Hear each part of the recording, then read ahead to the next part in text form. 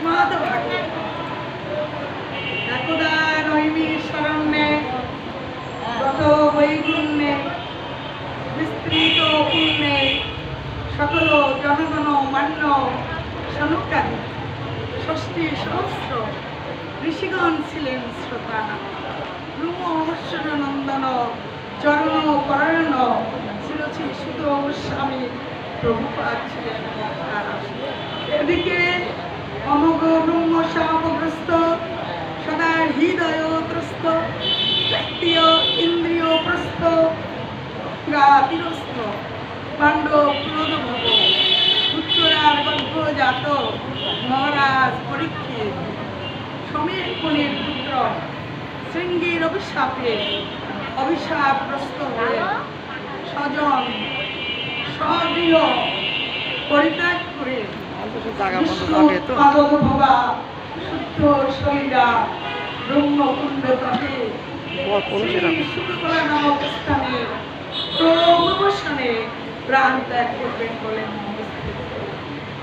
এই ব্রহ্ম শাপগ্রস্ত মহারাজ পরীক্ষিতকে দর্শন করার নিমিত্তে দূর দূরান্ত থেকে আগত কত রাজর্ষিগণ, কত দেবর্ষিগণ, কত মহর্ষিগণের সঙ্গে আচার্য শ্রী ব্যাসের নন্দন স্বরূপা ছিল শ্রী সুখদেব গোস্বামী প্রভুপাদ যেভাবে ভাগবতীয় কথা কীর্তন করে মহারাজ পরীক্ষিতকে ব্রহ্ম শাপ থেকে মুক্ত করেছিলেন। আজও প্রসঙ্গ করে আলোচনা জয় নিতাই, জয় গুরু। ভগবান সরস্বর্য, ভগবানের লীলার শেষ নেই, ভগবানের মহিমার শেষ নেই, ভগবানের গুণেরও শেষ নেই। আকাশ অনন্ত যাচ্ছে, তৈছে পক্ষীগণ, যার যেমন শক্তি তেমন করে আর করে। তেমনি গোবিন্দের অপার লীলা, যার নাই ওর পার, মানুষ হয়ে দেবা পারে তা মানুষের শান্ত নামে ভগবানের গুণের কথা, ভগবানের মহিমার কথা, ভগবানের লীলার কথা পূর্ণাঙ্গ রূপে সাধন করে জগৎ জীবকে সেই ভগবানের চরণ স্পর্শ করা। আমাদের ভগবান আসেন কেন?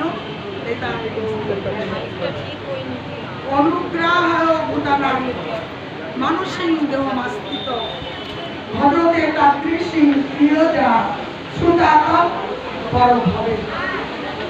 ভগবান যার জন্ম নেই, যার মৃত্যু নেই,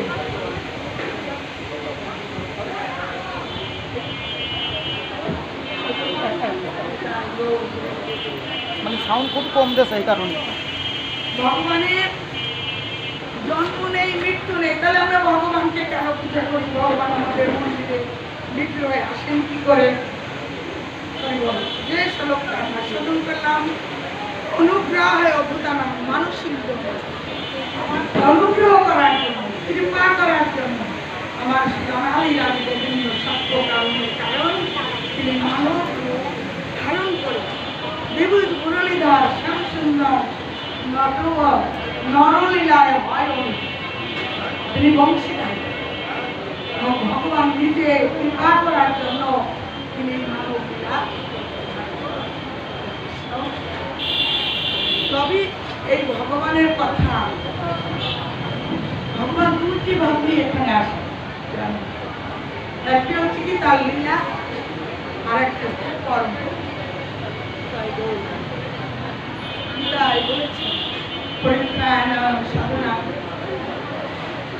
সাধুদের পরীক্ষা আর দুষ্টের দমন করার জন্য তিনি আসেন। পরিত্রাণ সাধুনাম বিনশ্বর দুষ্কৃত ধর্ম সংস্থাপনার্থেও তিনি সাধুদের রক্ষা করবেন, দুষ্টের দমন কর্ম, আরেকটা কি তিনি লীলা বিলাস করছেন, কত রকমের উপদেশ লীলা করছেন। তিনি অসুস্থ তার জন্ম নেই, তার মৃত্যু নেই, তার ক্ষয় নেই, তার ক্ষয় নেই, অথচ তিনি আমাদের করুণা করার জন্য জন্ম কর্ম চমে তীর্থমেব যে ব্যক্তি সত্তত ত্যক্তং দেহ পুনর্জন্মতি। এই ভগবান আমাদের কৃপা করার জন্য আবির্ভূত হয়েছে। এখন এই নববিধা ভক্তিতেই ভগবানকে আমরা লাভ করতে পারি। ভাগবত বললেন নষ্ট প্রয়াসু অভদ্রেষু নিত্যং ভাগবত সেবয়া। ভাগবতম উত্তম শ্লোকে ভক্তির ভাবতী নষ্ট। মায়ের আপনার আগায় বসে অত দূরে না, সব কাছে কাছে, তার কথা আমাদের শ্রবণ করতে। কি বললেন? নষ্ট প্রয়াসু অভদ্রেষু নিত্যং ভাগবত সেবয়া। আমরা যদি প্রতিদিন এই ভাগবতের সঙ্গ করি তাহলে অচিরেই বিষয়জনিত দোষ থেকে আমরা মুক্ত হতে কি হবে? আমরা শুদ্ধ ভক্তি লাভ করতে পারি। আমরা কালীর ঘরে যদি রান্না করি তাহলে কালী তো আমাদের লাগবেই, লাগবে না? আমরা মায়ের ঘরে থাকি, মায়া তো আমাদের অষ্টপৃষ্ঠে লাগবেই। গৌর হরি বল, কারণ এই মায়া কিন্তু ভগবানকেও বাঁচতে চেষ্টা করে। দৈবীরে সাধনময়ী মম মায়া দুরত্বয়া মামে বমে প্রপদ্যন্তে মায়ামেতং দুর্বিষা মায়া কাটানো বড় কঠিন। দেখেন ভগবানও মায়া কাটাতে পারছিলেন না। কুরুক্ষেত্রে যুদ্ধে যখন আমাদের অভিমন্যু সপ্ত রক্তিম দিতে অন্যায়ভাবে তাকে যেভাবে অত্যাচার নিপীড়ন করছিল, বীরের মতো যুদ্ধ করছিল, সে অর্জুনের পুত্র, সে তার পিতার সম্মান রক্ষা করে এতটুকু বিদ্রোহ ভগবান দর্শন করছেন, ভগবান দূর থেকে নয়নজলে কাঁদছেন।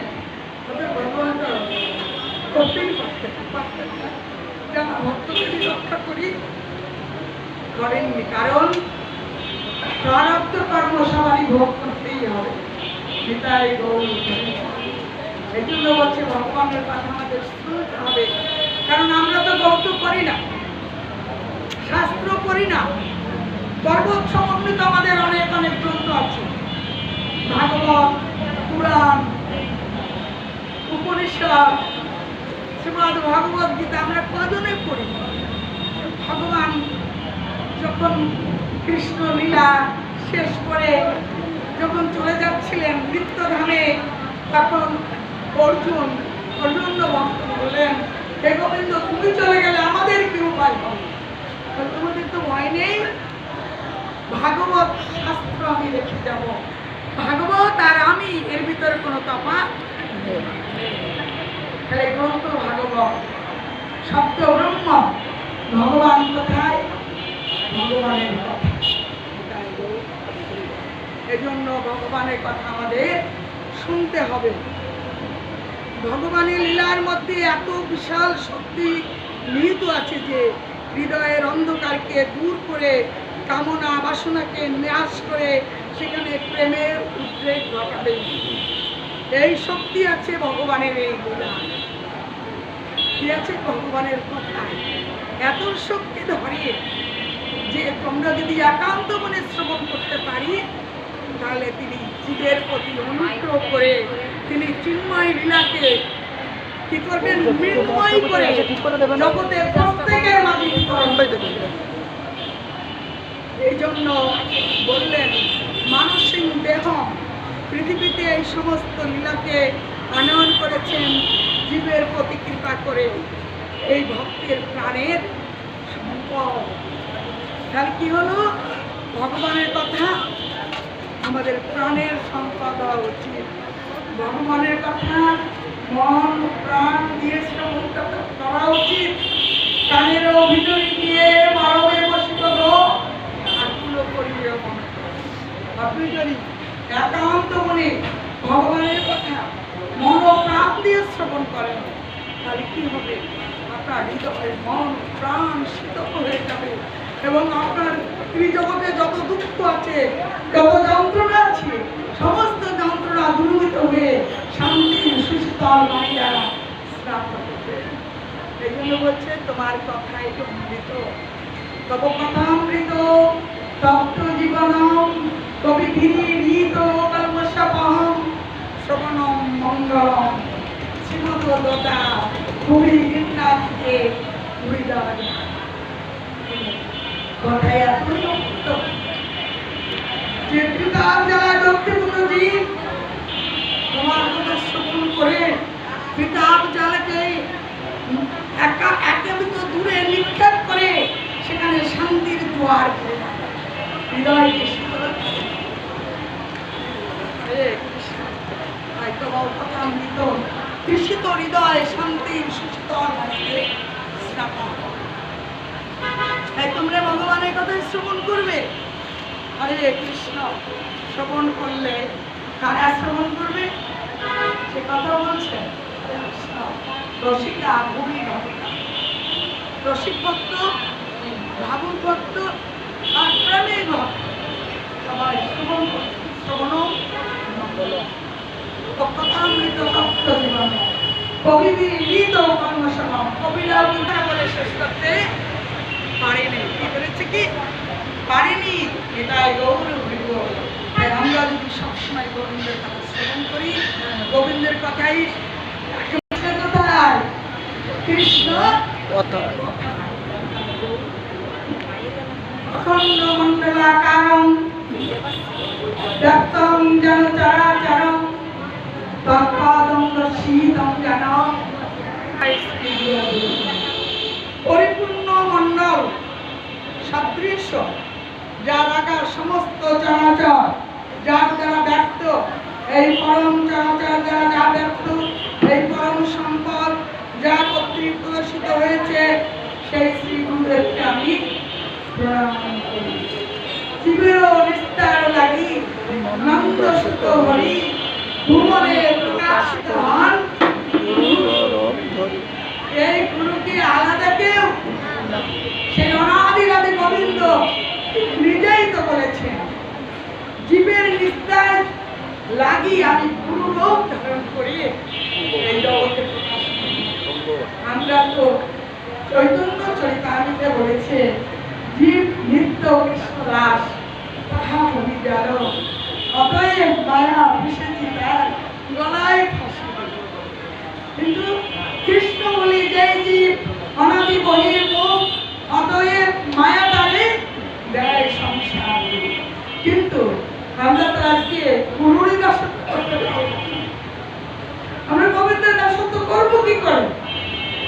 গুরুদেব যদি আমাদের কৃপা করেন, গুরু যদি আমাদের পূর্ণরূপে সেই কৃপা পরিবর্ষণ করে, গুরুর সেবা যদি নিয়মিত আমরা করতে পারি, গুরুর আদর্শকে যদি আমার জীবনের একমাত্র সম্বল করে আদর্শ করে গ্রহণ করতে পারি, তাহলে গুরুর মাধ্যমে আমার গোবিন্দময় কৃপা করবে।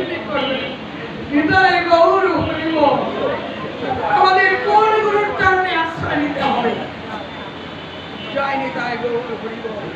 আমি অনাদিকাল অজ্ঞান রূপ অন্ধকারে আবদ্ধ হয়েছিলাম, যিনি শ্রীকৃষ্ণ ভগবত তার জ্ঞান রূপ অঞ্জন সলকা দ্বারা আমার নয়ন উন্মিলিত করে দিয়েছেন। আমি সেই শ্রী গুরুদেবের কারণে বারে বারে প্রণাম করি। ভগবানে ভক্তি আর শ্রী গুরু চরণে প্রেম ভাব দিতে কেহ নারে গুরু বিনে, গুরু বৈষ্ণব বিনে গোবিন্দের চরণে ফল থেকে প্রেম ভক্তি কেউ দিতে পারে না। এই জন্য আমাদের চাই সাধু সঙ্গ করা, ভক্তের সঙ্গ করা, ভক্ত সঙ্গে হরি কথা। যখন জীবাত্মা পরমাত্মাদের প্রতি সেবান্মুখ হয়ে পরমাত্মার কৃপা যাচনা করেন, তখনই তার নিকট পরমাত্মা স্বয়ং প্রকাশ প্রকট করেন এবং তিনি গুরুরূপে প্রকাশিত করেন। এমন গুরু চরণে আশ্রয় নিতে হবে। যদি জ্ঞানার্থাৎ স্বগুরু বেদাদি গচ্ছেদ সমিত পাটি শাস্ত্রীয়ম ব্রহ্মবিষ্ণাম। এমন গুরুকে যদি পাওয়া যায় তাহলে সেই গুরু চরণে সমিত মানে কি যজ্ঞের কাষ্ঠ স্বরূপ একেবারে দণ্ডবত তার চরণে সেই ভগবত বস্তুর বিজ্ঞান প্রেম ভক্তির সহিত জ্ঞান লাভ করার জন্য সহিত হচ্ছে বেদ তাৎপর্য কৃষ্ণ তত্ত্ববিচ্ছ গুরুচরণে কায়মন বাক্যে আমাদের চরণে শরণাগত হতে হবে। আচার্যবান পুষ্পদেব আচার্য হলেই লব্ধ জ্ঞান ব্যক্তি সেই পরম বস্তুকে দান করতে পারেন। এখন কথা হচ্ছে তস্মাৎ গুরু প্রপদ্যন্তে জিজ্ঞাসু শ্রেয় উত্তমম শব্দ করে চ কৃষ্ণোত্তম ব্রহ্ম অনুপম আশ্রয়ম। কর্তব্য জিজ্ঞাসু পুরুষ উত্তম শ্রেয় অবগত হইবার জন্য সদ্গুরুকে আশ্রয় করিবেন, যিনি শব্দ ব্রহ্মে অর্থাৎ শ্রুতিশাস্ত্র নিপুণ। তিনি শিষ্যের হৃদয়ের সমস্ত মনের কথা উপলব্ধি করতে পারেন, যিনি শিষ্যকে জনজগৎ থেকে উন্মুক্ত করে পরম বস্তু পরম তত্ত্বকে তিনি দান করতে পারেন, সেই গুরুর চরণে আশ্রয়। বিপ্লব জ্ঞানাং যত দত্তা কুঞ্চার অবস্থায়স তথা তস্মাৎ দীক্ষাতি প্রপ্ত সর্বমন্ত্রস্য ক্ষমতা। আমাদের যাকে পেলে তাকে গুরু করা যাবে না। আপনি কি বলছেন? আমাদের আচরণ দেখতে হবে। বৈষ্ণব চিনিতে নারী দেবের সাথে বৈষ্ণব কিন্তু দেবতাও চিনতে পারে না। বৈষ্ণব চিনেছিলেন এক খারাপ। তাহলে সাধু বেশ হলো, মর্কট বৈরাগ্যের তো অভাব নেই, আচার নেই, আচরণ নেই, বড় সাধু একসঙ্গে দীক্ষা নিয়ে বেড়াচ্ছে সব। আরে তুমি যা খাও তা খাও, কোনো সমস্যা নেই। দেহ যদি শুদ্ধি না হয়, মন যদি পবিত্র না হয়, সেই কৃষ্ণ ধান শুদ্ধ বস্তু মানে রাখবো কোথায়? চিত্ত যদি না হয় শুচি, পাপে যদি থাকে রুচি, রিপুগণে না করে সংযম, যত করো তব যাও দেবতার দ্বারে স্তব, তবু তুমি ভিন্ন নরধম। কারণ এই দেহটাই কিন্তু বৃন্দাবন, যা আছে বিশ্ব ব্রহ্মাণ্ডে তা আছে এই দেহ। তাই গৌর বুঝিবে রসিক জন, না বুঝিবে গুরু। ভাগবত বারে বারে কথাটা বলেছেন। এটাই গৌর গরিব। আমি কীর্তন করি বাড়ি সবাই, কর্মের বেলা অনেক দেখা যায় না। অনেক অনেক আমি বল সবাই নয়, সবাই তো একরকম হয় না। ভাই প্রথমে যে কথা বলছি, যার যেমন পাত্র সে ততটুকুই ধারণ করতে পারে, যে যতটুকু বদল করে সে ততটুকুই জ্ঞান লাভ করতে পারে। উত্তম মধ্যম কনিষ্ঠ আছে না? অনেকে কীর্তন করেন, ভগবানের কথা কীর্তন করেন, ভাগবত কথা না আসলে উঠে আছেন না, অনেকে আছে। কিন্তু না, আমাদের দেহটা শুদ্ধ করতে হবে, চিত্তের সূচিটা আনয়ন করতে হবে। তাহলে ভগবত ভক্তি হবে এবং গুরু কর্মটা আমার থাকবে, নাহলে কিন্তু থাকবে না। কান দিয়ে চোখ দিয়ে এই 10টা যে আমাদের ইন্দ্রিয় আছে, ইন্দ্রিয় দিয়ে বেরিয়ে চলে যাবে। তাই গৌর বলব, কানের দিয়ে হৃদয়ে পরশ করবে। কীর্তনে কীর্তন করে না, ছায় বেগ রবি ছায় দশরথী ছায় গুণ গৌরাকে ছায় সাত সঙ্গ দেহ হে আমারে বসেছি সঙ্গেরও আসে। আমি সঙ্গ বড় ভালোবাসি, সঙ্গ বড় ভালোবাসি। এই যে 6টা বেগ, এগুলো যদি আমরা দমন করতে না পারি, তাহলে আমরা কি করে ভগবত প্রতি অগ্রসর হতে পারবো? হৃদয় গৌর হইব।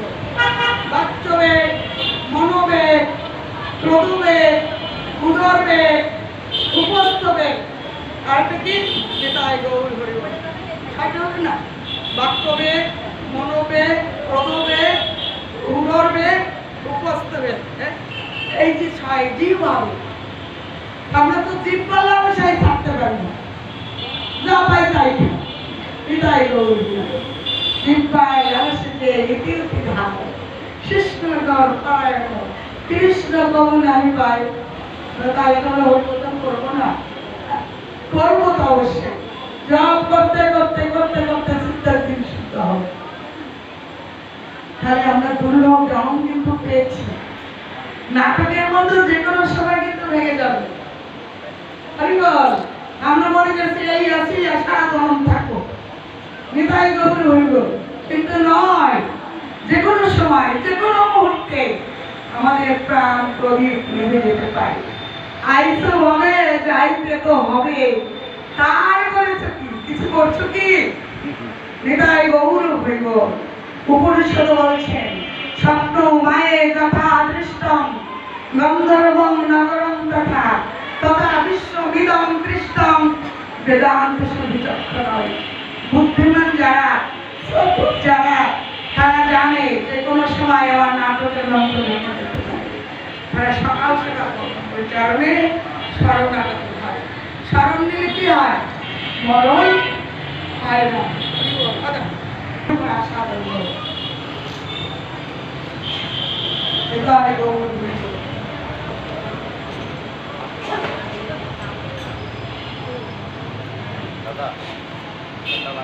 জয় গৌর হইব। ওদের তো সাউন্ড দিতে বলেন, সাউন্ড দিতে বলেন। সাধু সঙ্গ, সাধু